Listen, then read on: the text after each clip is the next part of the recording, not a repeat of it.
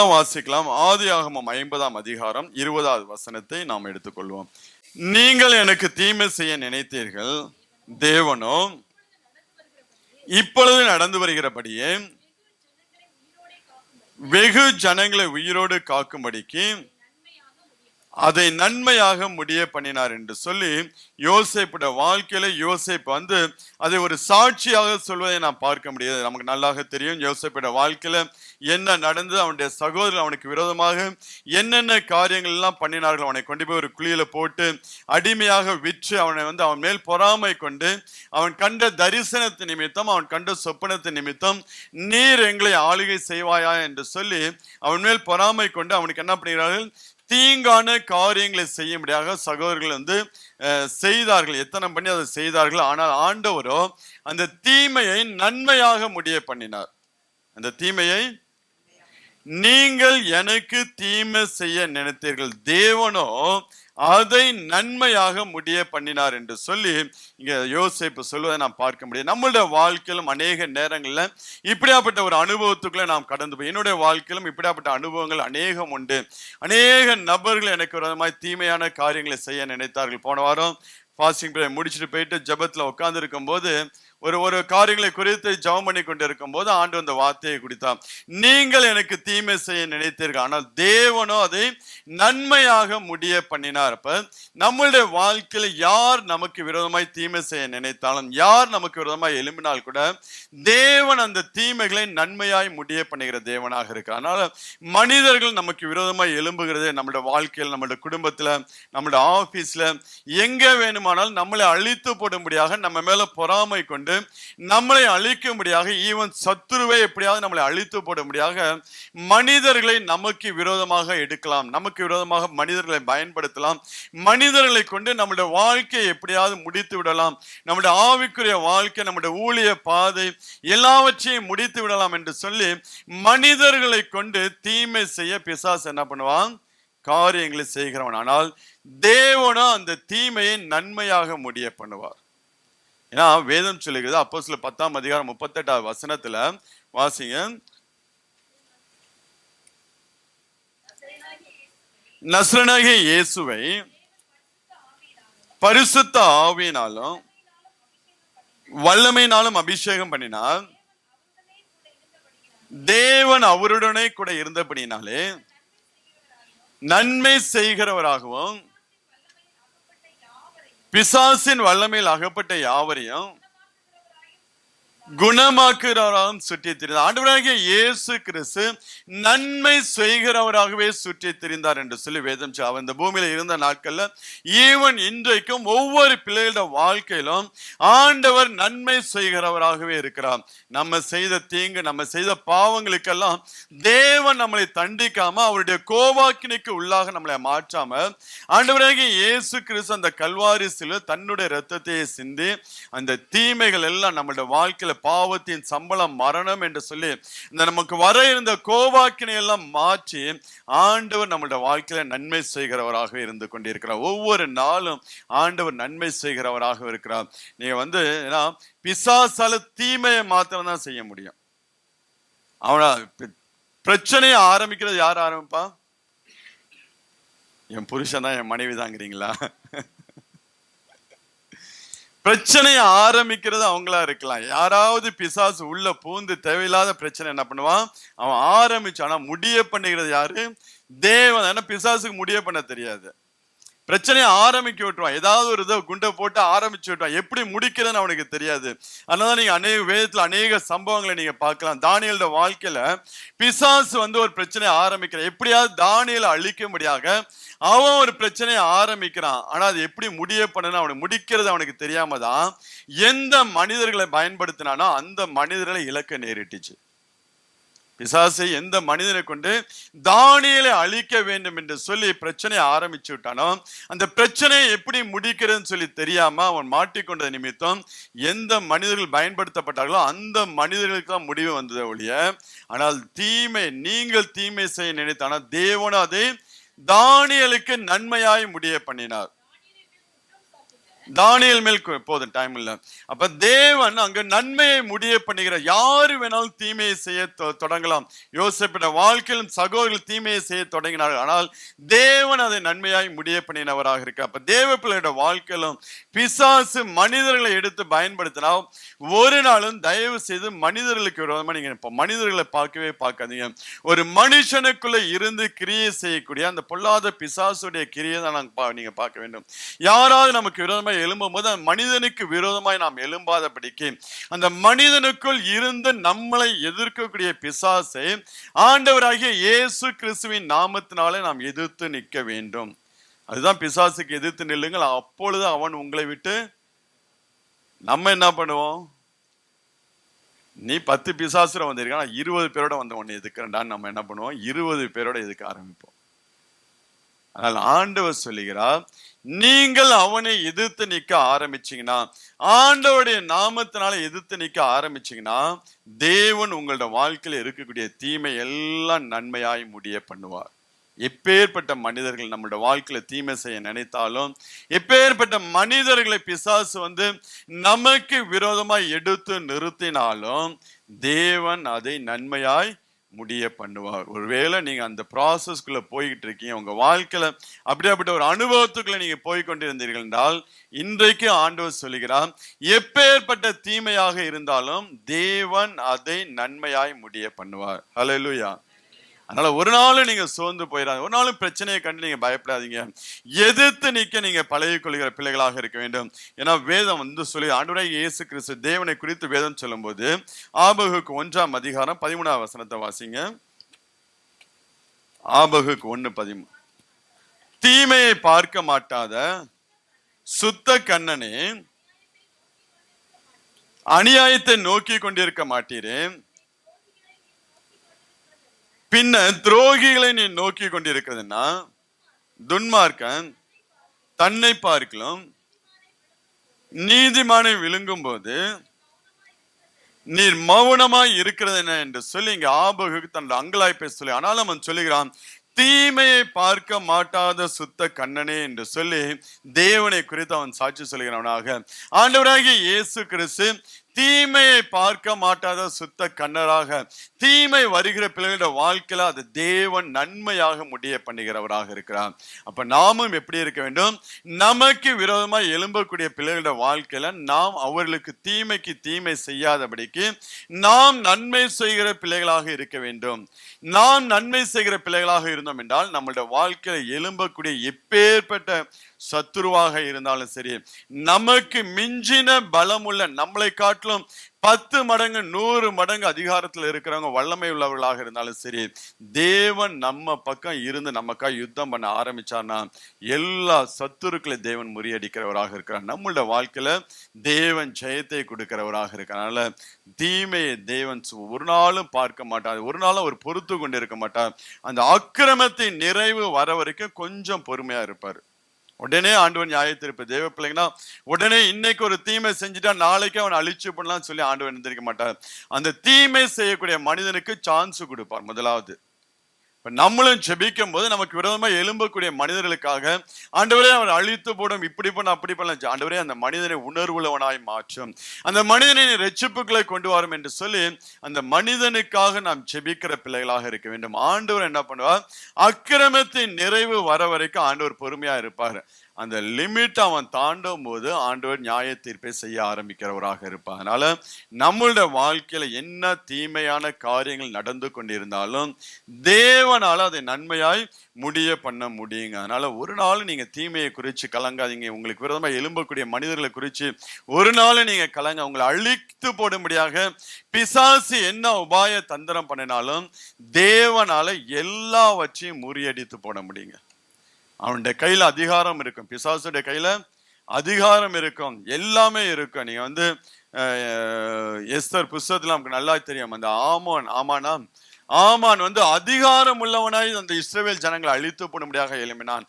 நல்ல அதிகாரம், ராஜாவினால் அதிகாரம் பெற்றவனாய் அவன் எழுப்பினான். ஆனாலும் தேவன் அந்த அதிகாரத்தை முறியடித்து போட்டு அவன் மனம் திரும்பாத பட்சத்துல தேவன் அவனையே முறியடிக்கிறவராக இருந்தார். இப்ப எல்லா தீமைகளையும் இப்பேற்பட்ட மனிதனாக இருந்தாலும் அதை தேவனால் நன்மையாய் முடிய பண்ண முடியும். அதனால தேவ சமூகத்துல காத்திருக்கிற நாம், நமக்கென்று தேவன் விசேஷித்த ஆசீர்வாதத்தை வச்சிருக்கிறாருங்க. அவருடைய ஆசீர்வாதத்தை இதுவரை நம்ம காது கேட்கவும் இல்லை, நம்மளுடைய கண்ணு கண்டதும் இல்லை, நம்மளுடைய இருதயத்துல உணர்ந்ததும் கிடையாது. ஒவ்வொரு பிள்ளைகளோட வாழ்க்கையிலும் ஆண்டவர் அப்படியாப்பட்ட ஆசீர்வாதத்தை வைத்திருக்கிறார். அந்த ஆசீர்வாதத்தை நாம் பெற்றுக்கொள்கிற பிள்ளைகளாக இருக்க வேண்டும் என்றால், தேவன் நம்மளுடைய வாழ்க்கையில் வைத்திருக்க அந்த ஆசீர்வாதத்தை நாம் பெற்றுக்கொள்கிற பிள்ளைகளாக மாற வேண்டும் என்றால், தேவன் நம்மளை நடத்தக்கூடிய சில காலங்கள் அந்த தீமையின் பாதையில தேவன் நம்மளை அனுமதித்தார்னா அதுல நடக்க நாம் கற்றுக்கொள்கிற பிள்ளைகளாக அதை நடந்து நாம் அதை அதாவது அழுகையின் பள்ளத்தாக்கை நடந்து அதை நாம் நீரூற்றாய் மாற்றிக்கொள்ள வேண்டும். அப்ப அந்த பள்ளத்தாக்கின் அனுபவத்துக்குள்ள நாம் போக வேண்டும். போனாதான் அந்த நீரூற்றின் அனுபவத்தை நம்மளால பெற்றுக்கொள்ள முடியும். உடனே நம்மளுடைய வாழ்க்கையில முறுமுறுப்பு, ஆண்டவருக்கு விரோதமாய் பேசுகிறது, மனிதர்களுக்கு விரோதமாய் பேசுகிறது, அந்த மனிதனை குறித்து நாம் எல்லா இடங்களிலும் தூற்றுகிறது, அப்படிலாம் எதுவுமே செய்யக்கூடாது. உங்களுக்கு தீமை செய்ய மனிதனுக்கு முடிஞ்ச அளவுக்கு நீங்க நன்மை செய்யுங்க. முடிஞ்ச அளவுக்கு அவங்களுக்கு ஆசீர்வதிங்க. அவங்களை ஆசீர்வாதமா இருக்கும்படியாக நீங்க செய்யுங்க. அப்படி நீங்க நன்மை செய்ய ஆரம்பிக்கும் போது கர்த்தர் அந்த தீமை என்ன பண்ணுவார்? நன்மையாக முடிய பண்ணுகிறார். நீங்க தீமைக்கு தீமை ஒரு நாளும் நாம் செய்யவே கூடாது. ஒரு மனிதன் நமக்கு விரோதமா எழும்புறானா அந்த மனிதனுடைய ரட்சிப்புக்காக, அந்த மனிதனுடைய ஆசீர்வாதத்துக்காக நாம் ஜெபிக்கணுமே ஒழிய, அந்த மனிதன் மேல தேவனுடைய கோபாக்கினை வர வேண்டும் என்று சொல்லி, ஒருவேளை நம்ம 100% நம்ம ரைட்டா இருக்கலாம், 100% ராங்கா இருக்கலாம், அப்படி இருந்தா கூட நம்ம ஒரு நாளும் அப்படி ஜெபிக்கவே கூடாது. தேவன் அதை ஒரு நாளும் விரும்பவே மாட்டார். அப்படியாப்பட்ட ஜெபத்தை தேவன் என்ன பண்ண மாட்டார்? ஒரு நாள் அந்த மனிதனுடைய ரட்சிப்புக்காக நீங்க ஜெபிக்கும் போது அவன் தலையில கோபாக்கினை மேலும் மேலும் போட்டு கொண்டிருக்கும் போதுதான் தேவன் நீதி செய்கிறவராக இருக்கிறார். அதனால நம்மளுடைய வாழ்க்கையில தேவன் நமக்கென்று வைத்திருக்கிற ஆசீர்வாதத்தை, உங்களுக்கென்று தேவன் வைத்திருக்கிற ஆசீர்வாதத்தை இதுவரை நீங்க உணரவும் இல்லை, உங்க கண்கள் காணவும் இல்லை, நீங்க கேட்டதும் கிடையாது. அப்படியாப்பட்ட ஒரு விசேஷித்த விதமான ஆசீர்வாதத்தை தேவன் ஒவ்வொரு பிள்ளைகளோட வாழ்க்கையிலும் வைத்திருக்கிறவராக இருக்கிறார். அதை நாம் பெற்றுக்கொள்ள வேண்டும் என்றால் நாம் என்ன செய்கிற பிள்ளைகளாக இருக்க வேண்டும் என்றால், நீங்க வாசிங்க ஏசாயா 64 அதிகாரம் 4-5 வசனத்தை வாசிங்க. தேவனே,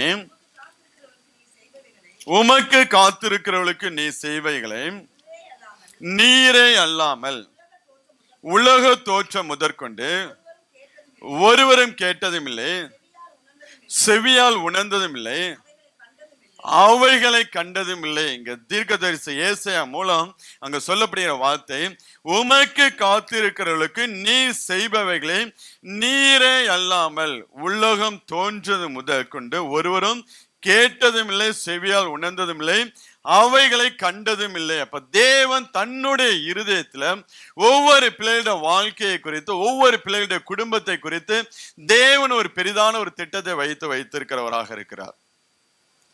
ரஞ்சனி சிஸ்டர் இந்த கத்தாருக்கு வரும்போது பர்மனன்ட் விசா கிடைக்குங்கிற எண்ணத்தோடலாம் வரல. 6 மாச பிளான்ல தான் வந்தாங்க. அவங்க 6 மாச பிளான்ல தான் வந்தாங்க. ஏன்னா 2 வருஷத்துக்கு முன்னாடியே கிடைக்க வேண்டிய ப்ரொமோஷன் எல்லாம் தாமதமானிச்சு. எல்லாமே அந்த ப்ரொமோஷன் வருவதற்கு உண்டான சூழ்நிலையை அற்று போயிட்டு, சரி இதோட முடிஞ்சிச்சு, நம்ம இப்படிதான் போயிட்டு இருப்போம் சொல்லி ஆனாலும் விசுவாசத்தோட தேவ சமூகத்துல ஜெபித்து கொண்டிருக்கும் போது, ஏன்னா இருதயத்துல தோன்றாத காரியங்கள், நம்மளுடைய இருதயத்துல தோன்றாத காரியங்கள் தான் ஆண்டோட இருதயத்துல இருக்கும். இப்படியெல்லாம் என் பிள்ளையை நான் ஆசீர்வதிக்க வேண்டும், இப்படியெல்லாம் இந்த குடும்பத்தை நான் ஆசீர்வதித்து உயர்த்த வேண்டும் என்று சொல்லி தேவன் தன்னுடைய இருதயத்துல ஒரு தீர்மானத்தை வச்சிருப்பாருங்க. அந்த தீர்மானத்தை நம்ம எப்ப பெற்று அறிந்து கொள்ள முடியும்னா, அவரோட நெருங்க தான் பற்றி நம்ம அறிந்து கொள்ள முடியும். நீங்க தூரம், உங்களுக்கு ஆண்டவருக்கும் தூரம் இருந்துச்சுன்னா, டிஸ்டன்ஸ் இருந்துச்சுன்னா, நீங்க ஒரு நாளும் தேவன் உங்களுக்கென்று அவருடைய இருதயத்துல வைத்திருக்கிற காரியங்களை நாம் ஒரு நாளும் அறிந்து கொள்ளவே முடியாது. தேவனை நெருங்கி நெருங்கி நெருங்கி நாம் ஜீவிக்க ஆரம்பிக்கும் போது நம்மளை குறித்து அவருடைய இருதயத்துல என்னென்ன விருப்பங்கள் இருக்கோ அதுவே நம்மளுடைய விருப்பமாய் மாற ஆரம்பிக்கும். அவருடைய இருதயத்துல காணப்படக்கூடிய விருப்பங்கள் நம்முடைய விருப்பமாய் மாற ஆரம்பிக்கும் போது கர்த்தர் அதன்படியே காரியங்களை வாய்க்க செய்கிறவராக, நாம் அதற்கு ஏற்றாற்போல் ஜெபிக்க ஆரம்பிக்கும் போது தேவன் நம்மளுடைய வாழ்க்கையில அற்புதங்களை செய்கிறவராக இருக்கிறார். இப்ப இங்க ஏசாயா தீர்க்கதரிசி மூலம் சொல்லுகிற ஆண்டவர், அவருடைய உலகம் தோன்ற முதற்கொண்டு ஒருவரும் கேட்டதில்லை, செவியா உணர்ந்தமில்லை, அவைகளை கண்டதும் இல்லை. அடுத்த வசனத்தை வாசிங்க. மகிழ்ச்சியாய் நீதியை செய்கிறவர்களும் உம்முடைய வழியில் உம்மை நினைக்கிறவர்களை சந்திக்கிறீர், நாங்களோ அவைகளுக்கு விரோதமாக எப்பொழுதும் பாவம் செய்தபடினால் தேவரீர் கடும் கோபம் கொண்டீர், இன்னமும் தப்பி இருக்கிறோம். தேவன் ஒரு பக்கம் நம்மளுடைய வாழ்க்கையில் எழும்பக்கூடிய அவ்விசுவாசம், நம்மளுடைய வாழ்க்கையில் எழும்பக்கூடிய முறுமுறுப்புகள், இது எல்லாம் தேவனுக்கு விரோதமான ஒரு பாவமாக காணப்பட்டாலும் அவருடைய கிருபை நிமித்தம், அவருடைய இரக்கத்தின் நிமித்தம் இன்னைக்கு நாம் தப்பித்து கொண்டிருக்கிறோம். இன்னைக்கு நம்மளுடைய வாழ்க்கையில தேவன் இருதயத்துல இருக்கக்கூடிய ஆசீர்வாதத்துக்கு விரோதமான அவ்விசுவாசம் நம்மளுடைய வாழ்க்கையில இருந்தாலும் நாம் அந்த வாக்கு தத்துவத்துக்கு ஏற்ற ஒரு வாழ்க்கை நாம் வாழாமல் நம்ம இன்னும் பாவத்துக்கு நம்மளை விட்டு கொடுத்து, இன்னும் உலக இச்சைகளுக்கு நம்மளை விட்டு கொடுத்து வாழ்ந்து கொண்டிருந்தாலும் தேவ கோபாக்கில் நம்மளுடைய வாழ்க்கையில எழும்பாதபடிக்கு அவருடைய கிருபை நிமித்தம் இன்னும் நாம் தப்பித்து கொண்டிருக்கிற பிள்ளைகளாக இருக்கிறோம். ஆனாலும் தேவனுடைய காரியம் நம்மளுடைய வாழ்க்கையில நிறைவேற வேண்டும் என்றால், நம்மளுடைய வாழ்க்கையில் காணப்படுகிற தீமைகளை தேவன் நன்மையாய் முடிய பண்ண வேண்டும் என்றால், இந்த 5வது வசனத்துல 2 காரியத்தை அங்க ஆண்டவர் சொல்கிறார். ஒண்ணு, மகிழ்ச்சியாய் நீதியை செய்கிறவர்களும் உம்முடைய வழியில் உம்மை நினைக்கிறவர்களும் நீ சந்திக்கிறீர். மகிழ்ச்சியாய் நீதியை செய்கிறவர்களும் உம்முடைய வழியில் உம்மை நினைக்கிறவர்களும் நீ என்ன பண்ணீர்? சந்திக்கிறீர். சந்தித்து அந்த மனுஷனுடைய வாழ்க்கையில் காணப்படக்கூடிய எல்லா தீமையை நன்மையாக தேவன் முடிய பண்ணுகிறவராக இருக்கிறார். இப்ப நம்மளுடைய வாழ்க்கையில் காணப்படுகிற தீமைகள் நன்மையாய் மாற வேண்டும் என்றால் நாமும் மகிழ்ச்சியாய் நீதியை செய்கிற பிள்ளைகளாக மாற வேண்டும். எப்படி செய்யணுமா? மகிழ்ச்சியாய் நாம் நீதியை செய்கிற பிள்ளைகளாக. ஒரு நாள் நம்மளோட வாயிலிருந்து முறுமுறுப்பே வரக்கூடாதுங்க. அதான் சொல்றேன், எந்த மனிதர் நமக்கு விரோதமாய் எழும்பினாலும் அந்த மனிதனுக்குள் இருந்து நம்மளை எதிர்க்கக்கூடிய ஆவியை கட்டி தான் நாம் ஜெபிக்க வேண்டுமே ஒழிய அந்த மனிதனுக்கு விரோதமாய் நாம் ஒரு நாளும் எழும்பக்கூடாது. அந்த மனிதனுக்கு விரோதமாய் ஒரு நாள் நாம் பேசக்கூடாது. இது எல்லாம் முறுமுறுப்பு, இது எல்லாம் தேவனுக்கு பிடிக்காத ஒரு காரியங்கள். இப்ப அந்த ஆவிக்கு எதிர்த்து நாம் போராடுகிற பிள்ளைகளாக ஜெபத்து, அதனால எல்லாவற்றையும் நீங்க ஸ்தோத்திரத்தோடு தேவனுக்கு தெரியப்படுத்துங்கள் என்று சொல்லி ஆண்டவர் சொல்கிறார். இப்ப ஸ்தோத்திரத்தோடு தேவனுக்கு தெரியப்படுத்த ஆரம்பிக்கும் போது அந்த காரியங்கள் எல்லாம் மாறுதலாய் முடிய பண்ணுகிறவராக, மகிழ்ச்சியாய் நாம் நீதியை செய்கிறவர்களாக நாம் மாறுகிற பிள்ளைகளாக இருக்க வேண்டும். அப்படி நாம் வாழ ஆரம்பிக்கும் போது தேவன் நம்மளுடைய வாழ்க்கையில் இருக்கக்கூடிய எல்லா தீமைகளையும் நன்மையாக முடிய பண்ணுகிறவர். அப்ப நாமும் தேவனுடைய இருதயத்துல காணப்படுகிற நீதியை செய்கிற பிள்ளைகளாக நாம் இந்த நாட்களில் மாற வேண்டும். அதற்கு நாம் நம்மளை ஒப்பு கொடுக்கிற பிள்ளைகளாக இருக்க வேண்டும். நீங்க தாவீதுடைய வாழ்க்கையில பாத்தீங்கன்னா அவனுடைய வாழ்க்கையில் அநேக தீமையான காரியங்கள், தீமையான நபர்கள் எழும்ப ஆரம்பிச்சாங்க. எப்பேற்பட்ட மனிதர்கள் தாவீதுக்கு விரோதமாய் தீமையை எழும்ப ஆரம்பிச்சா கூட அவனுடைய இருதயம் ஒரு நாள் அந்த மனிதர்களுக்கு விரோதமாய் எழும்பவே எழும்பாது. ஒரே ஒரு காரியத்துல மாத்திரம் கொஞ்சம் ஸ்லிப் ஆனா, ஒரு காரியத்துல ஸ்லிப் ஆகும் போது தேவன் அந்த மனிதனுக்கு விரோதமாய் இவன் தீங்கான காரியங்களை செய்யாதபடிக்கு தேவன் தடுத்து போட்டவராக இருந்தான். ஆனால் மற்ற சூழ்நிலைகள், நீங்க தாவீதுடைய வாழ்க்கையில் நீங்க சவுலா இருக்கட்டும், அப்சலோமா இருக்கட்டும், மற்ற தலைவர்கள் எத்தனையோ பேர் தாவீதுக்கு விரோதமாய் எழும்பினாங்கன்னா ஒரு மனுஷனையும் தாவீது என்ன பண்ணவில்லை, அவங்களோட வாழ்க்கைக்கு விரோதமாய் தாவீது எழும்பி நிற்கவே இல்லைங்க. முடிஞ்ச வழக்கம் இவன் தீமை செய்யாதபடிக்கு தன்னை காத்துக்கொள்கிற ஒரு மனுஷனாய் காணப்பட்டான். அதனால்தான் தாவீது, ஏன்னா நீங்க நல்லா யோசிச்சு பார்த்தீங்கன்னா தேவனுடைய இருதயத்துல ஒரு ராஜா எப்படி இருக்க வேண்டும் என்று சொல்லி அவருடைய இருதயத்துக்குள்ள ஒரு பிளான் இருந்துச்சு. அது யாருக்குமே தெரியாது, அந்த அனுபவம் முன்னாடி கிடையாது. ஆனால் அது சவுலுக்கு கொடுக்கும் போது அந்த அனுபவத்தை சவுல் நிறைவேற்றவில்லை. தேவனுடைய இருதயத்துக்குள்ள ஒரு ராஜாவை எவ்வளவு வல்லமையா எடுத்து பயன்படுத்த வேண்டும் என்று சொல்லி ஆண்டவருடைய இருதயத்தில் இருக்கக்கூடிய காரியங்கள் சவுலுடைய வாழ்க்கையில நிறைவேறவே இல்லை. ஆனால் அதே நேரத்தில் அந்த காரியத்தை தாவீதின் மூலம் தேவன் நிறைவேற்றுகிறவராக இருந்தார். அதுதான் ஆண்டவருடைய இருதயத்தில் இருக்கக்கூடிய காரியங்கள் உலகம் தோன்றுவதற்கு முதல் அவருடைய இருதயத்தில் இருக்கக்கூடிய காரியங்கள் யாருக்குமே தெரியாது. நம்மளுடைய சுபாவம், நம் நன்மை செய்கிற பிள்ளைகளாக இருந்தோம் என்றால் தேவன் நம்மளுடைய வாழ்க்கையில் அதை நிறைவேற்றி கொடுக்கிறவராக இருப்பார். தாவீதுடைய வாழ்க்கையில் அதான் நீங்க பார்க்க முடியும். நல்ல ஒரு வல்லமை இன்றைக்கும் தாவீதுனா அந்த தேசத்துல அவனுக்குன்னு ஒரு தனி மரியாதை உண்டு. தாவீது ராஜானாவே அவ்வளவு ஒரு மரியாதை உண்டு. அந்த அளவுக்கு தேவன் அவனை ஆசீர்வதிக்கிறவராக இருந்தார். இப்ப நம்மளுடைய வாழ்க்கையிலும் அப்படிப்பட்ட காரியங்கள் நாம் பெற்றுக்கொள்கிற பிள்ளைகளாக இருக்க வேண்டும் என்றால், எப்படி தாவீது தன் வாழ்க்கையில சத்துருக்களுக்கு விரோதமாக அவன் எப்படி தன் காரியங்கள் எல்லாம் ஞானமாய் நடந்து கொண்டானோ அதே போல நாமும் ஞானமாய் நடந்து கொள்கிற பிள்ளைகளாக இருக்க வேண்டும். அப்படி இருந்தோம் என்றால் நம்மளுடைய வாழ்க்கையிலும் எல்லா தீமைகளுங்க, எப்பேற்பட்ட தீமையாய் இருந்தாலும் தேவன் நன்மையாய் முடிய பண்ணுவார். என்னுடைய விசுவாசம் தான், என் வாழ்க்கையில நடக்கக்கூடிய சம்பவத்துல நான் விசுவாசிக்கக்கூடிய அதுதான், தேவன் இதை நன்மையாய் முடிய பண்ணுவார். ஒரு நாளும் அது தீமையா என் வாழ்க்கையில வராது. எப்பேற்பட்ட மனிதர்கள் எழும்பினாலும் எல்லாவற்றையும் தேவன் நன்மையாய், நான் ஆரம்பத்தை தான் நம்ம பார்க்க, முடிவு ஆண்டவருடைய கரத்துல இருக்கு. அந்த முடிவு நமக்கு பரிபூர்ணமாய் சம்பூர்ணமாய் நாம் பெற்றுக்கொள்ள வேண்டும் என்றால் தேவன் நடத்தக்கூடிய பாதையில் நாம் நடக்க ஒப்பு கொடுக்கிற பிள்ளைகளாக இருக்க வேண்டும். நீங்க தாவீதுடைய வாழ்க்கையின் அனுபவத்தை நீங்க வாசிங்கன்னா 34ஆம் சங்கீதத்துல 12-15 வரை உள்ள வசனத்தை வாசிங்க. சங்கீதம் 34, 12-15. நன்மையை காணும்படி ஜீவனை விரும்பி நீடித்த நாட்களை அபேட்சிக்கிற மனுஷன் யார்? உன் நாவை பொல்லாப்புக்கும் உன் உதடுகளை கபட்டு வசனிப்புக்கு விலக்கி காத்துக்கொள். தீமையை விட்டு விலகி நன்மை செய், சமாதானத்தை தேடி அதை தொடர்ந்து கொள். கர்த்தருடைய கண்கள் நீதிமான்கள் மேல் நோக்கமாய் இருக்குது, அவருடைய செவிகள் அவர்கள் கூப்பிடுதலுக்கு திறந்திருக்கிறது. தீமை செய்கிறவருடைய பேரு பூமியில் இராமல் அற்று போக பண்ண கர்த்தருடைய முகம் அவர்களுக்கு விரோதமாக இருக்கு. அப்ப ஜீவனை நன்மையை பெற்றுக்கொள்ளும்படியாக நாம் என்ன செய்ய வேண்டுமா? நன்மையை காணும்படியாக ஜீவனை விரும்பி நீடித்த நாட்கள் அபேட்சிக்கிறோம். உன் நாவை பொல்லாப்புக்கும் உன் உதடுகளை கபட்டு வசனிப்புக்கும் விலக்கி காத்துக்கொள். நம்முடைய நாவை நாம் கண்ட்ரோல் பண்ணுகிற பிள்ளைகளாக இருக்க வேண்டும். ஏன்னா அந்த நாவு முழு ஆயுள் சக்கரத்தையே என்ன பண்ணுமா?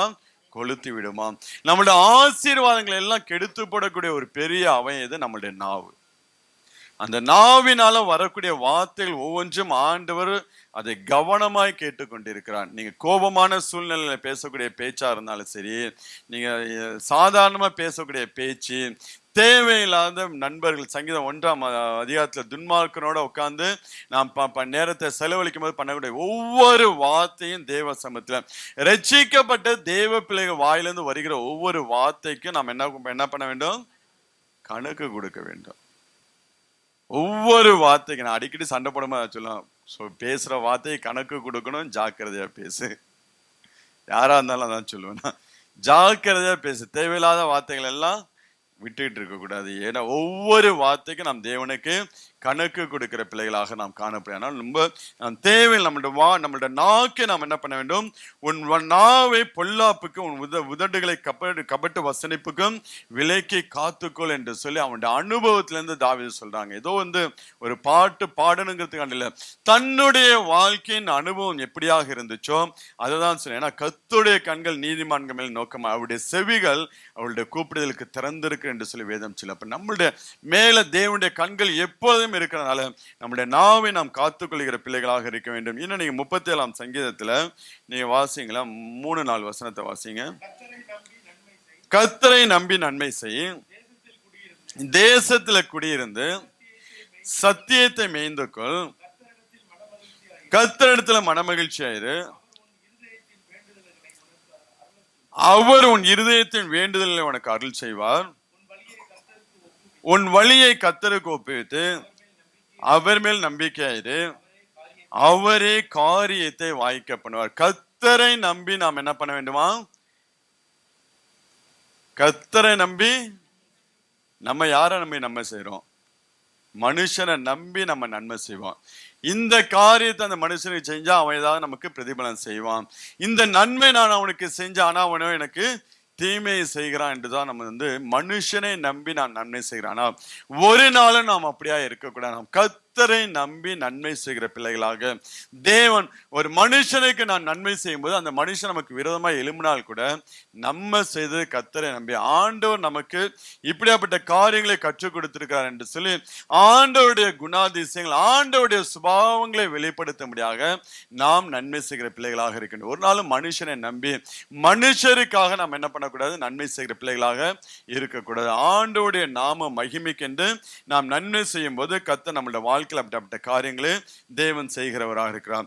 நீங்க தாவீதுடைய வாழ்க்கையில ஒரு சம்பவத்தை நீங்க பாத்தீங்கன்னா நீங்க எடுத்துக்கொள்ளலாம். 1 சாமுவேல் 23ஆம் அதிகாரம் ஒன்று ரெண்டு வசனத்தை நான் வாசிக்கலாம்.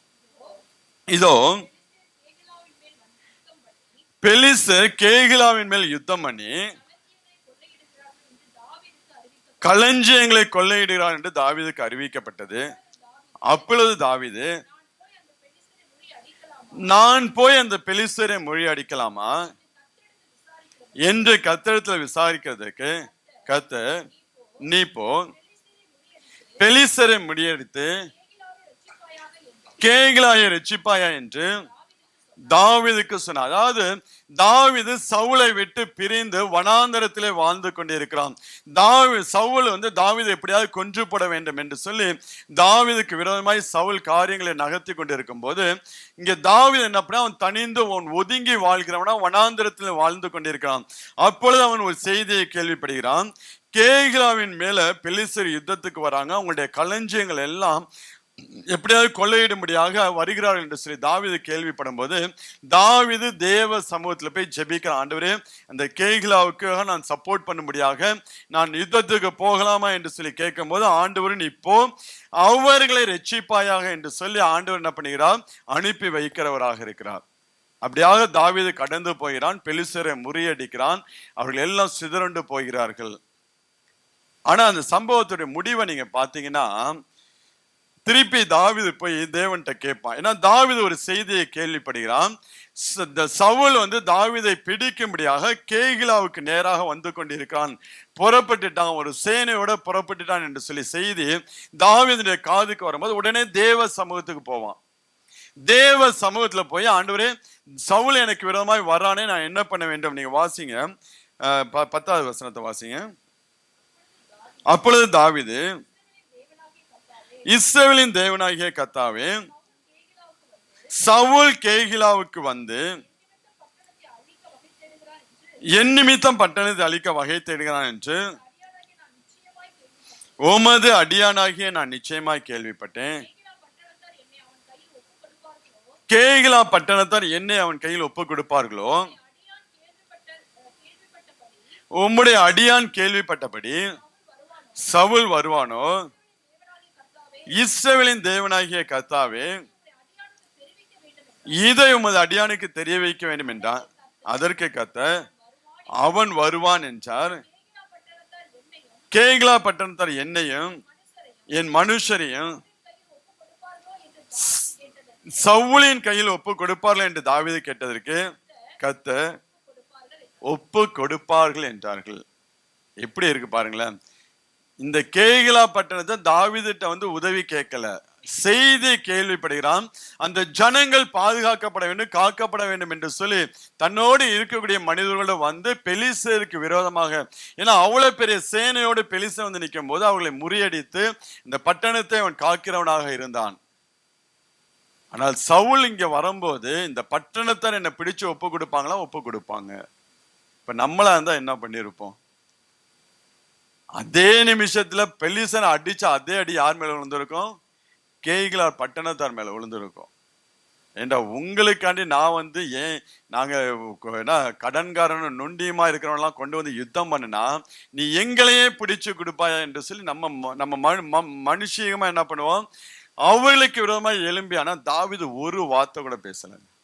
அந்த இடத்துல தாவீது ஒரு வார்த்தை கூட பேசல. உடனே அவன் என்ன பண்ண, அந்த இடத்தை விட்டு அரணிப்பான இடத்துக்கு போய் அவன் தன்னை காத்துக் கொள்கிறவனாக இருந்தான். ஒரு நாளும் அந்த மனிதர்களுக்கு விரோதமாக, இந்த கேகிலா மனிதர்களுக்கு விரோதமாக ஒரு நாளும் இவன் நன்மை செய்திருந்த போதிலும், அந்த மனிதர்கள் தாவீதுக்கு விரோதமாக தீமை செய்வார்கள் என்று அறிந்திருந்த போதிலும் தாவீது ஒரு தீமையும் செய்யாதபடிக்கு அந்த இடத்தை விட்டு அவன் விலகி போகிறான். அந்த இடத்தை விட்டு விலகி அவன் அரணிப்பான இடத்துக்கு போகும்போது சவுல் கிளம்பி வருகிற சவுல் என்ன பண்ணினான், அவன் அப்படியாக திரும்பி போகிற மனுஷனாக காணப்பட்டான். இததான் தேவன் நாம் கற்றுக்கொள்ள வேண்டும் என்று சொல்லி இந்த நாட்களை விரும்புகிறார். நாம் என்ன ஒரு மனிதனுக்கு உதவி செய்தால் கூட அவர்கள் நமக்கு விரோதமாய் எழும்பும் போது நாம் எந்த விதத்திலும் அவர்களுக்கு நாம் விரோதமாய் எழும்பிவிடக்கூடாது. நாம் அவர்களை தூஷிக்கவும் கூடாது, அவர்களை சபிக்கவும் கூடாது, அவர்களுக்கு விரோதமாய் முறுமுறுக்கவும் கூடாது. எந்த ஒரு தீமையான காரியங்களும் செய்யாதபடிக்கு நாம் நம்மளை காத்துக்கொள்கிற பிள்ளைகளாக இருக்க வேண்டும். அந்த குணாதிசயம் தான் தாவீதுகிட்ட காணப்பட்ட அந்த தீமையை நன்மையாய் தேவன் முடிய பண்ணினார். எவ்வளவோ தீமைகள் அவனுடைய வாழ்க்கையில். நீங்க சவுல் அவனுக்கு விரோதமா எழும்பின காரியங்கள் நீங்க பாத்தீங்கன்னா, நீங்க வாசிங்களா 1 சாமுவேல் 24ஆம் அதிகாரத்துல 16-18 வரை உள்ள வசனத்தை நாம் வாசிச்சோம் என்றால், அதுக்கு முன்னாடி உள்ள சம்பவத்தை நீங்க வீட்டுல போய் வாசிச்சு கொள்ளுங்க. எப்படியாவது தாவீதை அழித்து போடும்படியாக சவுல் என்ன பண்ணுகிறான், அவனை தேடி வருகிறான். அப்பொழுது தாவீதுக்கு நல்ல சான்ஸ் கிடைக்குது. நமக்கெல்லாம் அடிக்கடி இந்த சான்ஸ் கிடைக்கும் பாத்தீங்களா? நம்ம பழியை தீர்க்கிறதுக்கு, நம்ம இருதயத்துல கசப்பை தீர்க்கிறதுல நமக்கு ஒரு சான்ஸ் கிடைக்கும் பாத்தீங்களா? அதே போல கிடைக்குமா கிடைக்காதா? அப்பாவி ஜனங்க மாரி உட்கார்ந்து இருக்கீங்களே. கிடைக்கிற சான்ஸை நம்ம ஒரு நாள் மிஸ் பண்ண மாட்டோம். சில பேர் அந்த சான்ஸுக்காண்டே காத்துறோம். இருடா, உனக்கு ஒரு நாள் வரும் பாரு, அன்னைக்கு உனக்கு வச்சுக்கிறேன் கச்சேரி அப்படின்னு சொல்லி சான்ஸுக்காக நம்ம காத்து. ஆனால் இங்க தாவீது பாருங்க, தாவீதுக்கு நல்ல ஒரு சான்ஸ். சவுலை கொலை செய்யும்படியாக, ராஜ்யத்தை அவன் பெற்றுக்கொள்ளும்படியாக நல்ல சான்ஸ். ஆனாலும் தாவீது சவுலுக்கு விரோதமாய் தன் கையை நீட்டாதபடிக்கு, நீ வாசிங்க 16 தாவீது இந்த வார்த்தைகளை சவுலோடு சொல்லி முடித்த பின்பு, சவுல், என் குமாரனாகிய தாவீதே, இது உன்னுடைய சத்தம் அல்லவா என்று சொல்லி சத்தமிட்டு அழுது தாவீதை பார்த்து, நீ என்னை பார்க்கல நீதிமான், நீ எனக்கு நன்மை செய்தால் நானோ உனக்கு தீமை செய்தேன். நீ எனக்கு நன்மை செய்த இன்று விளங்க பண்ணினார். கர்த்தர் என்னை உன் கையில் ஒப்பு கொடுத்திருந்தோம், நீ என்னை கொன்று போடவில்லை என்று சொல்லி. அப்போதும் இங்க சவுல் பாருங்க, இது மாத்திரம் கிடையாது. திருப்பி சவுல் ஒரு சான்ஸ் கிடைக்கும் போது திருப்பி தாவீது என்ன பண்ணான், சவுலுக்கு விரோதமா தன் கையை நீட்டாதபடிக்கு அவன் காத்துக்கொள்கிறவனா இருந்தான். இப்ப இங்க சவுல் சொல்லுகிறான், நீ நீதிமான் என்று சொல்லி நீ விளங்க பண்ணினாய். நான் உனக்கு தீமை செய்திருந்த போதிலும் நீ எனக்கு நன்மை செய்கிறவனாய் இருந்தாய் என்று சொல்லி அவனை ஆசீர்வதித்து அவன் கடந்து போவான். நீங்க வாசினா அடுத்த, அப்பொழுது சவுல் தாவீதை நோக்கி, என் குமாரனாகிய தாவீதே, நீ ஆசீர்வதிக்கப்பட்டவன், நீ பெரிய காரியங்களை செய்வாய், மேன்மேலும் பலப்படுவாய் என்றான். அப்படியே தாவீது தன் வழியே போனான். சவுலும் தன் ஸ்தானத்தில் 20ஆவது வசனத்தை கூட வாசிங்க.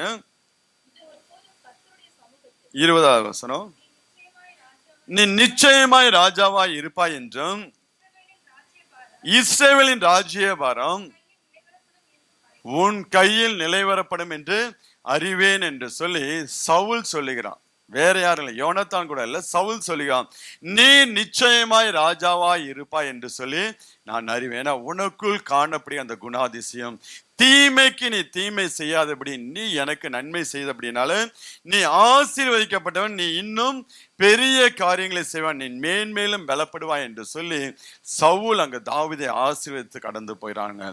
இது ஒரு சம்பவம் மாத்திரம் கிடையாது. நீங்க திருப்பி 26ஆம் அதிகாரத்தை எடுத்துக்கொண்டீங்கன்னா 9 முதல் 11 வரை உள்ள வசனங்கள் வாசி.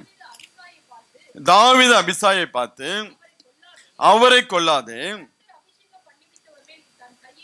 கர்த்தர் அபிஷேகம் பண்ணி வைத்த மேல் தன் கையை போட்டு குற்றம் இல்லாமல் போகிறவன் யார் என்று சொன்னான்.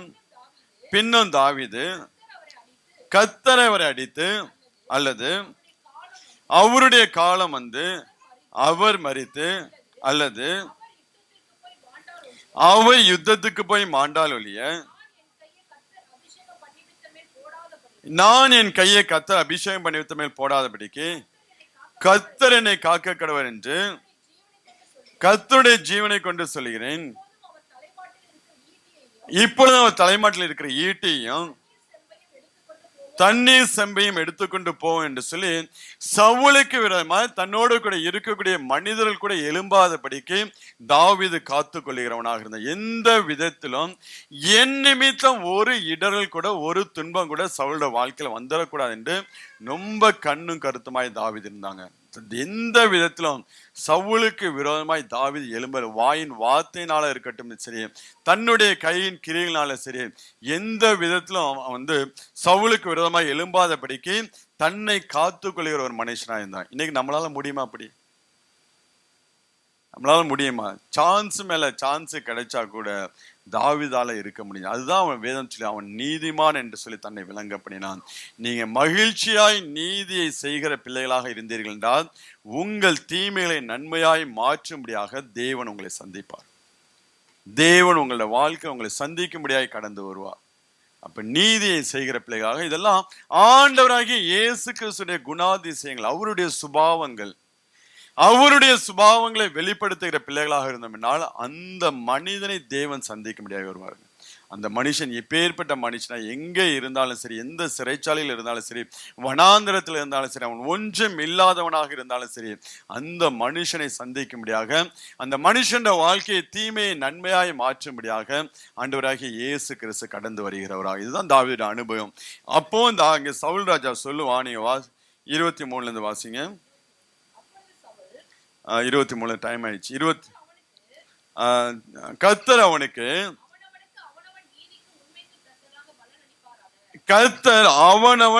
அவனவன் நீதிக்கும் உண்மைக்கும் தக்கதாக பலன் அளிப்பாராக. இன்று கர்த்தர் உம்மை என் கையில் ஒப்பு கொடுத்திருந்தோம், அபிஷேகம் பண்ணிவித்தவர் மேல் என் கையை நீட்ட மனதில்லாதிருந்தேன். இதோ உம்முடைய ஜீவன் இன்றைய தினம் என் பார்வைக்கு எப்படி அருமையாக இருந்ததோ அப்படியே என் ஜீவனும் கர்த்தரின் பார்வைக்கு அருமையா இருப்பதினால் இதுதாங்க ஆண்டவர். இதுதான் ஆண்டவருடைய குணம். ஆண்டவர் பாருங்களேன், அவன் தாவீது தீமைக்கு தீமை செய்கிற மனுஷனா இருந்தாலும் கூட அவனுக்கு கிடைச்ச சான்ஸை யூட்டிலைஸ் பண்ணியிருந்தா கூட கொஞ்சம் ஆண்டவர் என்ன பண்ணியிருப்பாரு, அவனுக்கு காரியங்கள் வாய்க்க பண்ணியிருந்தா கூட ஆண்டவருடைய இருதயம் ஏன் இப்படி பண்ணிட்டான், கொஞ்சம் தாவீது காத்திருக்கலாமே, கொஞ்சம் தாவீது வெயிட் பண்ணி இருக்கலாமே என்று சொல்லிதான் ஆண்டோடைய இருதயத்தில் இருக்கு. அந்த இருதயத்தை அறிந்ததுனாலதான் தாவீதா என்ன பண்ண முடியுச்சு, சத்துருக்களை தன் கையில் ஒப்பு கொடுத்த போதிலும் அந்த மனுஷனுக்கு விரோதமாய் எழும்பாதபடிக்கு தன்னை காத்து கொண்டான். அதுதான் ஆண்டவர் சொல்ல, என் இருதயத்துக்கு ஏற்றவனாய் இருக்க கண்டேன் என்று சொல்லி தாவீதை குறித்து ஆண்டவர் சொல்லுகிறார். ஆண்டோடைய இருதயத்துல எப்படி இருக்கும், ஆண்டோடைய நினைவுகள் எப்படி இருக்கும், ஆண்டோடைய சிந்தனைகள் எப்படி இருக்கும் என்று சொல்லி அதை நினைத்து கிரியை செய்கிற மனுஷனாய் தாவீது காணப்பட்டான். நீங்க நம்ம அப்படி இருக்கிறோமா?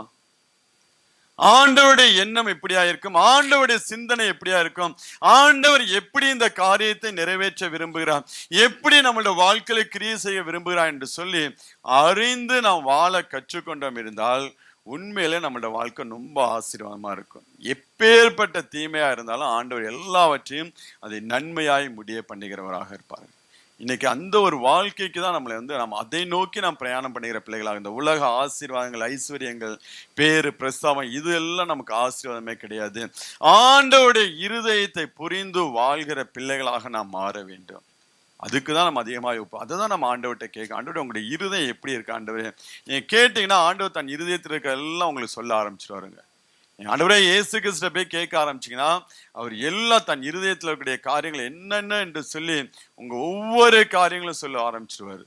ஏன்னா அவ்வளோ ஒரு தன்னுடைய ஜனத்தை நேசிக்கிறவராக, தன்னுடைய மனவாட்டி சபையை நேசிக்கிறாராக, அவருடைய இரத்தத்தினால கழுவப்பட்ட எல்லா பாவங்கள் சாபங்களிலிருந்து அவருடைய இரத்தத்தினால விடுதலையாக்கப்பட்ட பிள்ளைகள் எல்லாம் அவரோடு நெருங்கி ஜீவிக்க ஆரம்பிக்கும் போது தன் இருதயத்தில் இருக்கக்கூடிய எல்லா எண்ணங்கள், சிந்தனைகள் எல்லாவற்றையும் பிள்ளைகளுக்கு அவர் சொல்லுகிறவராக, அதன் பாதையில் அவர்களை நடத்துகிறவர். ஏன்னா தாவீதுக்கு நல்லா தெரிஞ்சு அவனை ராஜாவாக சாமுவேல் அபிஷேகம் பண்ணும்போது அவனுக்கு தெரியும் ஆண்டோடைய இருதயம் இப்படிதான் இருக்குது. அப்ப நான் இன்னும் நீதிமானாய் நான் என்னை காத்துக்கொள்ள என்னென்ன செய்ய வேண்டுமோ அதையெல்லாம் நிறைவேற்றுகிற மனுஷனாய் தாவீது காணப்பட்டான்.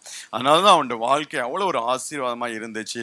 இப்ப சவுல் அவனை பார்த்து சொல்ல, வாசிங்க தொடர்ந்து. அப்பொழுது சவுல் தாவீதை பார்த்து, என் குமாரனாகிய தாவீதே, ஆசீர்வதிக்கப்பட்டவன், பெரிய காரியங்களை செய்வான், மென்மேலும் பலப்படுவான் என்றான்.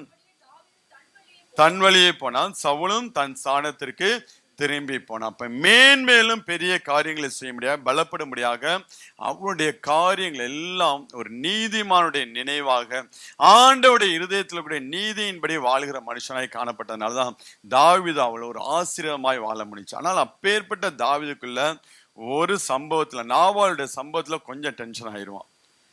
நாபாலுடைய சம்பவத்துல கொஞ்சம் டென்ஷன் ஆகி அவனை அழிச்சு போடும்படியாக என்ன பண்ணுவான்.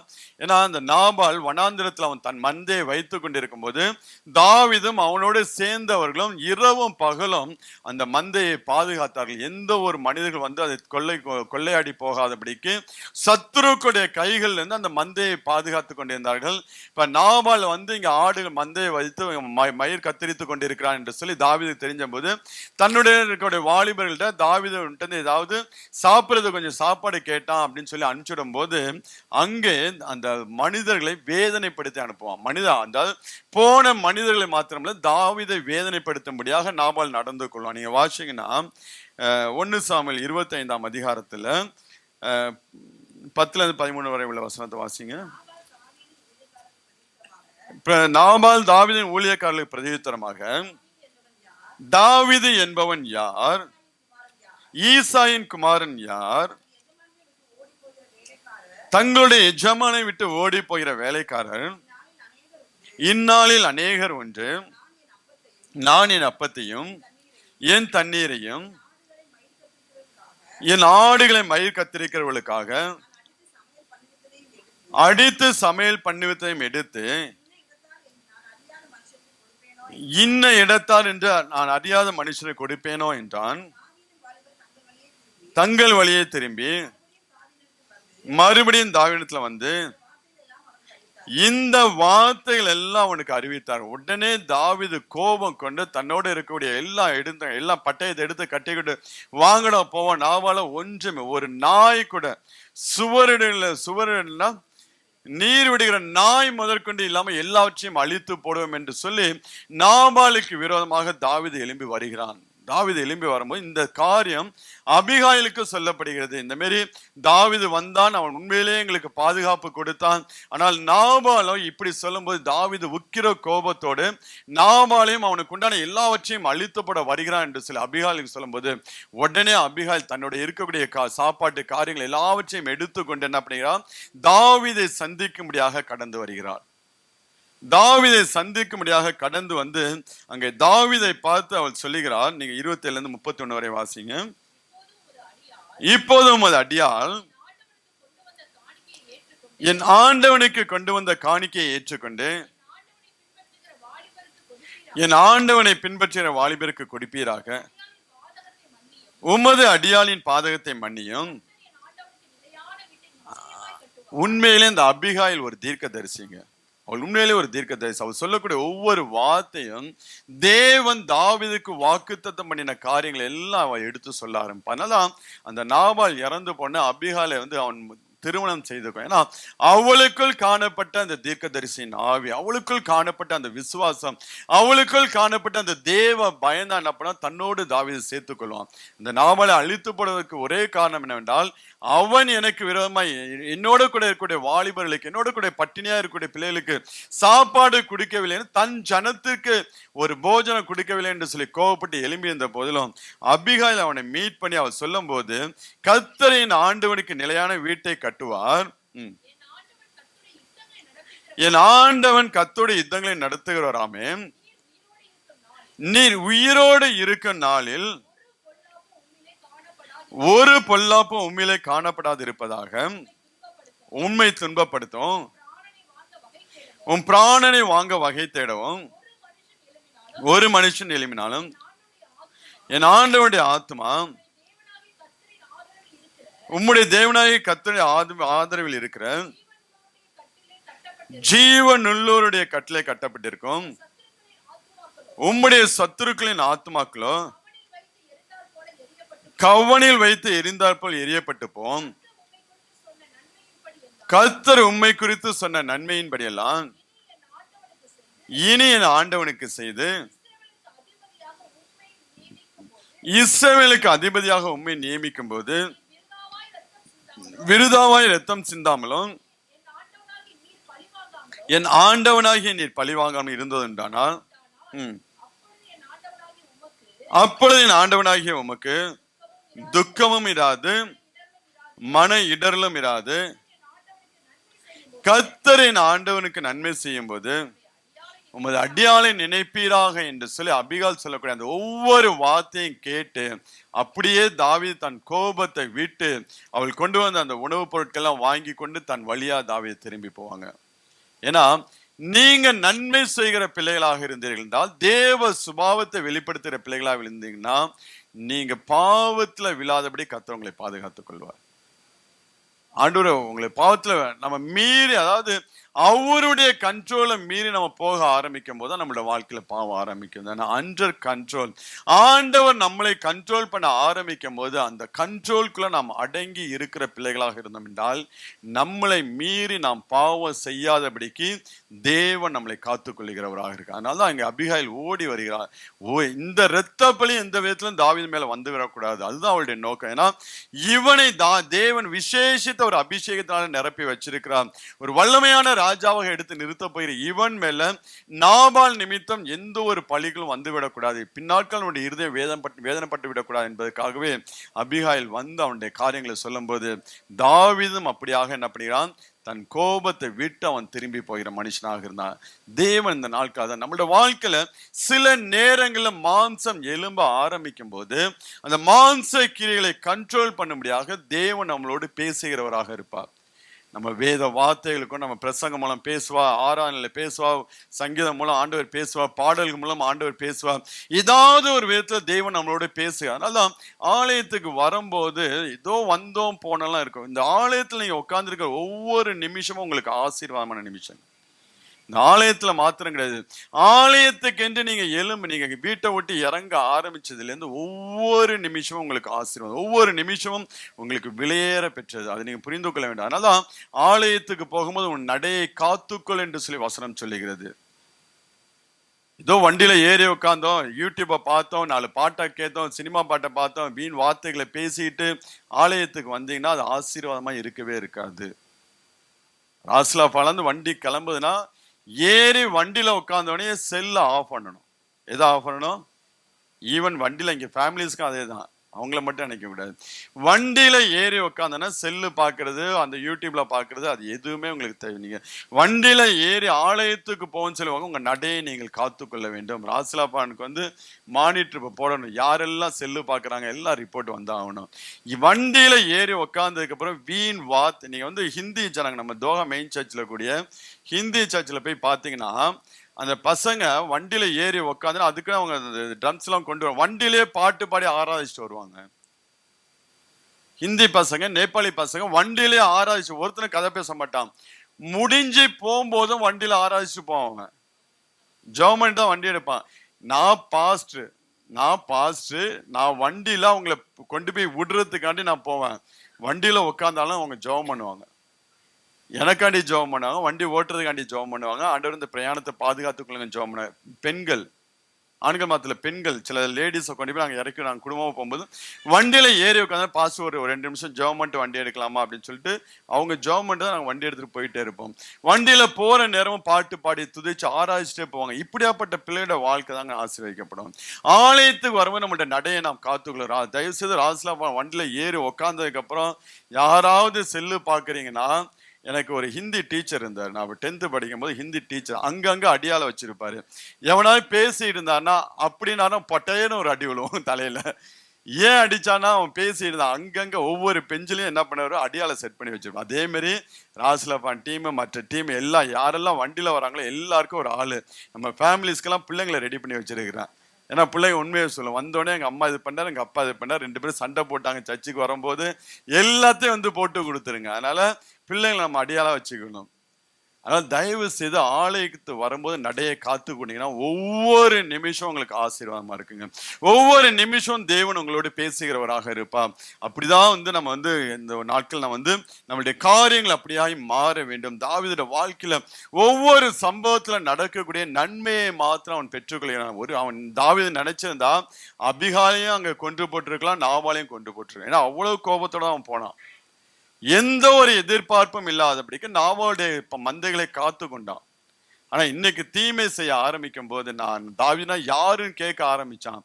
தாவீதுடைய பேர் பிரசாபம், சவுலை காட்டிலும் தாவீதான் பேர் பிரசாபத்தோட அந்த நாட்கள் இருந்தான். சவுல் கொண்டது 1000, தாவீது கொண்டதோ 16,000 என்று சொல்லி நேர்த்தியாய் பாடு. அப்படியாப்பட்ட மனுஷனுக்கு விதமாய் சொல்லும் போது நீ குடும்பமா இருக்கக்கூடாது என்று சொல்லி அபிகாலையும் கொண்டு போட்டிருக்க முடியும். நாம ஆனால் தன் கோபத்தை விட்டு அண்டர் கண்ட்ரோல், தேவன் கண்ட்ரோல் பண்ண ஆரம்பிக்கும் போது அவன் கண்ட்ரோல் ஆகி போனது நிமித்தம் ஆண்டவருடைய வாழ்க்கையில் இந்த எல்லாத்தையும் ஈவன் தாவீது வாழ்க்கையில தன் மகன் அப்சலோம் தாவீதுக்கு விரோதமாய் எழும்பின போதிலும் தாவீது என்ன பண்ணோம், அவனுக்கு தேசத்தை விட்டு வெளில போய் வனாந்திரமா சுத்திக்கிட்டு இருப்பான். இப்ப யோவாப் தான் நினைக்கிறேன். யோவாப் அவனுக்கு விரோதமா போக ஆரம்பிக்கும் போது தாவீது சொல்லுவான், அப்சலோமை கொஞ்சம் பார்த்து நடத்துங்கப்பா, பிள்ளையாண்ட பார்த்து நடத்துங்க, பிள்ளையாண்ட மேல ரொம்ப எதுவும் தீமையா பண்ணிடாதீங்க என்று சொல்லி அப்படி அவன் சொல்லுவான். அப்சலாம் அப்சலாம் மறித்து விட்டான், அவன் ஒரு கல்வாரி மரத்துல மாட்டி மறித்து விட்டான் என்று சொல்லி தாவீது கேள்விப்பட்டான். விழுந்து அழுவான், என் பிள்ளையே என்று சொல்லி. தாவீதுக்கு விரோதமா எழும்பின மனுஷன் தான். ஆனாலும் அவனுக்காண்டி அழுது, அப்ப யோவாப் சொல்லுவான், நீ இப்ப அழுது ஜனங்கள் பார்த்தாங்கன்னா ஜனங்கள் ஒரு மாதிரி பேசுவாங்க, உனக்கு விரோதமா எழும்பின மனுஷன் தேவன் நியாயம் தீர்த்தான் என்று. ஆனாலும் தாவீது இருதயம் அங்கே அடித்துக் கொள்கிறதாய் காணப்பட்டான். அதை தான் ஆண்டவர் பார்க்கிறாரு. அந்த இருதயத்தை பார்த்து தான் தாவீதை மேலும் ஆண்டவர் ஆசீர்வதிக்கிறார். அவனுடைய வாழ்க்கையில் இருந்த எல்லா தீமைகளை எடுத்து போட்டு தேவன் நன்மையாய் முடிய பண்ணினார். தீமை செய்யக்கூடிய சூழ்நிலையில் தேவன் அவனை தடுத்து போடுகிறவராக இருந்தார். நாமும் அப்படியாப்பட்ட பிள்ளைகளாக இருந்தோம் என்றால் நம்மளுடைய வாழ்க்கையில எப்பேற்பட்ட தீமையாக இருந்தால் கூட, எப்பேற்பட்ட மனிதர்கள் எழுப்பினா கூட கர்த்தர் அதை எல்லாம் என்ன பண்ணுவார், நன்மையாய் முடிய பண்ணார். அந்த பேதுரு அழகாக ஒரு வார்த்தைகளை சொல்லுவார். நாம் வாசிக்கலாம் 1 பேதுரு 3ஆம் அதிகாரம் 9 முதல் 13 வரை உள்ள வசனங்களை வாசித்து நாம் திருவிருந்துக்கு நேராக நாம் கடந்து செல்லலாம். தீமைக்கு தீமையும் உதாசீனத்துக்கு உதாசீனத்தையும் சரி கட்டாமல் அதற்கு பதிலாக ஆசீர்வாதத்தை சுதந்திரித்துக் கொள்ளும்படி அழைக்கப்பட்டிருக்கிறவர்கள் என்று அறிந்து ஆசீர்வதியுங்கள். ஜீவனை விரும்பி நல்ல நாட்களை காண வேண்டும் என்று இருக்கிறவன் பொல்லாப்புக்கு தன் நாவையும் கபடத்துக்கு தன் உதடியை விலக்கி காத்து பொல்லாப்பை விட்டு நீங்கி நன்மை செய்து சமாதானத்தை தேடி அதை பின்தொடர கடவன். கர்த்தருடைய கண்கள் நீதிமான்கள் மேல் நோக்கமாய் இருக்கிறது, அவருடைய செவிகள் அவருடைய வேண்டுதலுக்கு கவனமாய் இருக்கிறது. தீமை செய்கிறவர்களுக்கோ கர்த்தருடைய முகம் விரோதமாய் இருக்கிறது. நீங்கள் நன்மையை பின்பற்றுகிறவர்களானால் உங்களுக்கு தீமை செய்கிறவன் யார்? ஆண்டவரே கேட்கிறாருங்க. நீ நன்மை செய்கிறவனாய் இருந்தால் உனக்கு விரோதமாய் தீமை செய்கிறவன் யார்? ஏன்னா அந்த தீமையை நான் நன்மையாய் முடிய பண்ணுவேன் என்று சொல்ல ஆண்டவர் சொல்லுகிறார். அதனால் நீங்க நன்மை செய்கிற பிள்ளைகளாக இருந்தீர்கள்னா தீமைக்கு தீமை செய்யாமல் உதாசீனத்துக்கு உதாசீனத்தை சரி கட்டாமல் அதற்கு பதிலாக நீங்கள் ஆசீர்வாதத்தை சுதந்திரித்துக் கொள்ளும்படியாக அழைக்கப்பெற்றவர்கள் என்று அறிந்து அவர்களை ஆசீர்வாதம். உன் சத்துருவை நேசி என்று சொல்லி ஆண்டவரை தவிர வேற யாருமே இந்த உலகத்துல சொன்னது கிடையாது. உன் சத்ருவை சிநேகி என்று சொல்லி எவ்வளோ பிலாசபி, எவ்வளவோ தத்துவங்கள், எவ்வளவோ மத கொள்கைகள், எந்த மதத்திலையும் சொல்லப்படாத ஒரு காரியம் தான் உன் சத்ருவை நேசி. அவன் கஷ்டப்படும் போது அவனை நீ உதவி அவனை ஆசீர்வதி என்று சொல்லி ஆண்டு வச்சு. அப்ப நாம் நமக்கு விரோதமாய் எலும்புகளை நாம் ஆசீர்வதித்தோம் என்றால் ஆண்டவர் நம்மளுடைய வாழ்க்கையில நமக்கு விரோதமாய் தீமை செய்யக்கூடிய மனிதர்கள் யாருமே இல்லாதபடிக்கு கர்த்தர் எல்லாவற்றையும் மாற்றி போடு. அதனால்தான் உனக்கு தீமை செய்கிற மனுஷன் யார் என்று சொல்லி அங்க ஆண்டவர் கேட்கிறார். இப்போ இன்னைக்கு உங்களோட வாழ்க்கையை கொஞ்சம் யோசிச்சு பாருங்க. இன்னைக்கு உங்களோட வாழ்க்கையில எப்படியாப்பட்ட ஒரு அனுபவத்துக்குள் நீங்க இருக்கிறீங்க? மேபி அநேகருடைய தீமை உங்களோட வாழ்க்கையில் இந்த நாட்கள் நடந்து அநேகர் உங்களை ஏமாற்றிருக்கலாம், வஞ்சித்திருக்கலாம், உங்களோட சொத்தை அபகரிச்சிருக்கலாம், என்ன வேணாலும் பண்ண உங்களுக்கு விரோதமா என்ன வேணாலும் அவர் செய்ய துணிகரம் கொண்டே இருக்கலாம். ஒண்ணு செய்யுங்க, ஆண்டவருடைய நாமத்தின் நிமித்தம் விட்டு கொடுக்க ஆரம்பி. ஆண்டவருடைய இது எனக்கு ரைட்ஸ் இருந்த போதிலும் ஆண்டவருடைய நாமத்தினால் நான் விட்டு கொடுக்கன்னு சொன்னீங்க. ஆண்டவர் ரெட்டிப்பான நன்மை நமக்கு தருகிறவராக, இழந்த எல்லாவற்றையும் தேவன் நமக்கு ரெட்டிப்பாய் கொடுக்கிறவராக இருக்கு. அதனால தீமைக்கு ஒரு நாளும் தீமை செய்ய, ஒரு நாள் இந்த கோர்ட்டு கேஸ் எல்லாம் போவாதீங்க. விட்டு கொடுத்து நீங்க பார்த்து வாங்க. நீங்க வரும்போது அதற்கு ஆண்டவர் இரட்டத்தனையான நன்மையை கொடுப்பார். ஆண்டவர் எப்போதுமே தன்னுடைய பிள்ளைகளை ஒரு நாளும் வெறும் கையா அனுப்பவே மாட்டார். யார் எப்படி வஞ்சித்தாலும், முழு இஸ்ரவேல் எகிப்துல அடிமைப்பட்டு இருக்கும்போது அங்க அவர்கள் வஞ்சிக்க ஆரம்பித்தார்கள். அவங்களுக்கு செங்கல் அறுக்க சொல்லி அவங்களுக்கு வேண்டிய வைக்கோலை கொடுக்காம அவங்களை அநியாயமாய் வஞ்சித்தார். அவர்கள் செஞ்ச வேலைக்கு ஏற்ற கூலி அவங்களுக்கு கொடுக்கவே இல்லை. ஆனால் ஆண்டவர் சொன்னா, நீ கிளம்பும் போது பொன்னோடும் பொருளோடு தான் தேவன் உன்னை புறப்பட பண்ணுவார். அவங்களுக்கு என்னென்ன கூலி வர வேண்டுமோ வட்டியும் முதலமா ஆண்டவர் என்ன பண்ணாரு, எகிப்தியர் கையில இருந்து வாங்கி கொடுத்தாரு. போதும், டைம் ஆயிடுச்சு. மோசே சொல்லியிருந்தபடி இஸ்ரவேல் ஜனங்கள் வெள்ளி உடைமைகளையும் பொண்ணு உடைமைகளையும் வஸ்திரங்களையும் கேட்டார்கள். தயவு கிடைக்கும்படி செய்து கேட்டதை அவர்களுக்கு கொடுத்தார்கள். கொள்ளையிட்டார். ஏன்னா அந்த அளவுக்கு அவன் அடிமைத்தனமாய் இருந்து அவ்வளவு வேலை செய்தான். அவ்வளவு வேலை செய்து அவனுக்கு அநீதி நீட்டப்பட தேவன் ஒரு நாள் சம்மதிக்கவில்லை. இன்றைக்கு நம்மளும் சரி, வேலை பார்க்குற இடத்துல நமக்கு அநீதியா இருக்கலாம், நமக்கு ஏற்ற ஊழியம் கொடுக்கலாம். ஆனால் நீங்க தேவ சமூகத்துல சொல்லிட்டு நீங்க செய்ய வேண்டிய காரியம் மாத்திரம் உண்மை உத்தமமா செஞ்சுக்கிட்டே இருங்க. அதற்கு ஏற்ற கூலியை ஆண்டவர் கொடுப்பார். கொடுக்கும் போது நீங்க இழந்த எல்லாவற்றுக்கும் இரட்டத்தனையான ஒரு ஆசீர்வாதத்தை கொடுப்போம். அதனால தீமைக்கு தீமை செய்யாதபடிக்கு நம்ம எல்லாம் நன்மையை சுதந்திரிக்கக்கூடிய ஆசீர்வாதங்களை சுதந்திரிக்கும்படியாக அழைக்கப்பட்டவர்கள் என்று அறிந்து நீங்க நன்மை செய்யற பிள்ளைகளா இருங்க. கர்த்தர் உங்களோட வாழ்க்கையில நன்மையை செய்வார். எல்லா தீமைகளையும் நன்மையாய் முடிவு பண்ணுவார்.